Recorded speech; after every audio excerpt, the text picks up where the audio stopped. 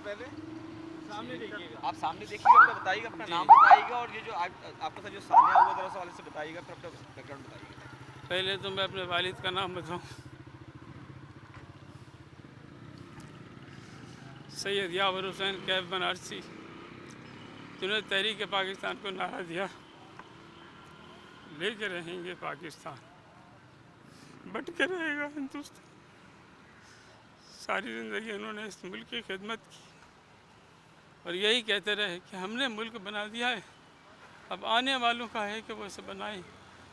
आज मेरे बेटों को डाकुओं ने गोली मार दी।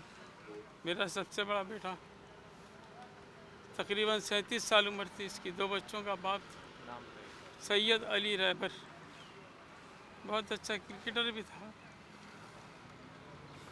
बैंक में ये बहुत अच्छा जो ऑनलाइन बैंकिंग कंप्लीट का ऑफिसर था, वो नौकरी छूट गई तो फूड पांडा में दिन रात मेहनत करता था।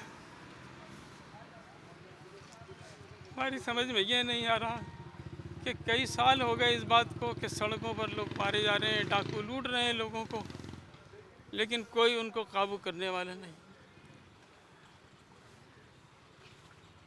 आप मैं चीख चीख के थक गया। अपने बेटे के हवाले से आपके कितने बच्चे हैं, ज़रा इनके वाले से, रहबर के वाले से बताइए। मेरे बेटा 5 बेटे और 1 बेटी है।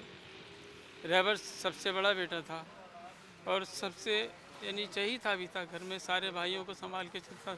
अगर कभी कोई बात होती घर में तो ये संभाल लेता।